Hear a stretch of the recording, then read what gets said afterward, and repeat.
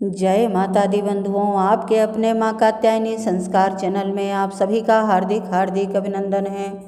सर्वप्रथम माता पिता गुरुदेव के चरणों में मेरा बारंबार प्रणाम है। अतएव आप सभी माताओं, बहनों, भाइयों, बंधुओं को सादर जय श्री कृष्णा। बंधुओं, आज मैं आप सभी के समक्ष एकादशी व्रत की 17वीं कथा लेकर के उपस्थित हुई हूँ। यह 17वीं एकादशी श्रावण मास के कृष्ण पक्ष में पड़ती है। श्रावण मास के कृष्ण पक्ष की एकादशी को कामिका एकादशी के नाम से जाना जाता है। कामिका एकादशी की कथा इस प्रकार है। अर्जुन ने कहा, हे प्रभु, मैंने आषाढ़ मास के शुक्ल पक्ष की देवशयनी एकादशी का सविस्तार वर्णन सुना। अब आप मुझे श्रावण मास के कृष्ण पक्ष की एकादशी की कथा सुनाने की कृपा करें। इस एकादशी का नाम क्या है? इसकी विधि क्या है? इसमें किस देवता का पूजन होता है? इसका उपवास करने से मनुष्य को किस फल की प्राप्ति होती है? भगवान श्री कृष्ण ने कहा, हे श्रेष्ठ धनुर्धर, मैं श्रावण माह की पवित्र एकादशी की कथा सुनाता हूँ। ध्यान पूर्वक श्रवण करो। एक बार इस एकादशी की पावन कथा को भीष्म पितामह ने लोकहित के लिए नारद जी से कहा था। एक समय नारद जी ने कहा, हे पितामह, आज मेरी श्रावण के कृष्ण पक्ष की एकादशी की कथा सुनने की इच्छा है। अतः आप इस एकादशी की व्रत कथा का विधान सहित सुनाइए। नारद जी की इच्छा को सुन पितामह भीष्म ने कहा, हे नारद जी, आपने बहुत ही सुंदर प्रस्ताव किया है। अब आप ध्यानपूर्वक इसे श्रवण कीजिए। श्रावण माह के कृष्ण पक्ष की एकादशी का नाम कामिका है। इस एकादशी की कथा सुनने मात्र से ही वाजपेय यज्ञ के फल की प्राप्ति होती है। कामिका एकादशी के उपवास में शंख चक्र गदाधारी भगवान विष्णु का पूजन होता है। जो मनुष्य इस एकादशी को धूप दीप नैवेद्य आदि से भगवान विष्णु की पूजा करते हैं, उन्हें गंगा स्नान के फल से भी उत्तम फल की प्राप्ति होती है। सूर्य और चंद्र ग्रहण में केदार और कुरुक्षेत्र में स्नान करने से जिस पुण्य की प्राप्ति होती है, वह पुण्य कामिका एकादशी को भगवान विष्णु की भक्ति पूर्वक पूजा करने से प्राप्त हो जाता है। भगवान विष्णु की श्रावण माह में भक्ति पूर्वक पूजा करने से जो फल समुद्र और वन सहित पृथ्वी दान करने के फल से भी ज़्यादा प्राप्त होता है। व्यतिपात में गंडकी नदी में स्नान करने से जो फल की प्राप्ति होती है, वह फल भगवान की पूजा करने मात्र से मिल जाता है। संसार में भगवान की पूजा का फल सबसे ज़्यादा है। अतः भक्ति पूर्वक भगवान की पूजा न बन सके तो श्रावण माह के कृष्ण पक्ष की कामिका एकादशी का उपवास करना चाहिए। आभूषणों से युक्त बछड़ा सहित गोदान करने से जो फल प्राप्त होता है, वह फल कामिका एकादशी के उपवास से मिल जाता है। जो उत्तम द्विज श्रावण माह के कृष्ण पक्ष की कामिका एकादशी का उपवास करते हैं तथा भगवान विष्णु का पूजन करते हैं, उनसे सभी देव, नाग, किन्नर, पितृ आदि की पूजा हो जाती है। इसलिए पाप से डरने वाले व्यक्तियों को विधि विधान सहित इस उपवास को करना चाहिए। संसार सागर तथा पापों में फंसे हुए मनुष्य को इनसे मुक्ति के लिए कामिका एकादशी का व्रत करना चाहिए।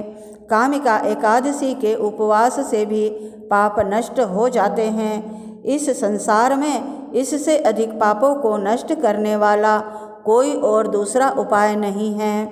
हे नारद, स्वयं भगवान ने अपने श्रीमुख से कहा है कि मनुष्यों को आध्यात्म विद्या से जो फल प्राप्त होता है, उससे अधिक फल कामिका एकादशी का व्रत करने से मिल जाता है। इस उपवास के करने से मनुष्य को न यमराज के दर्शन होते हैं और न ही नरक के कष्ट भोगने पड़ते हैं। वह स्वर्ग का अधिकारी बन जाता है। जो मनुष्य इस दिन तुलसी दल से भक्ति पूर्वक भगवान विष्णु की पूजा करते हैं, वे इस संसार सागर में रहते हुए भी इस प्रकार अलग रहते हैं जिस प्रकार कमल पुष्प जल में रहता हुआ भी जल से अलग रहता है।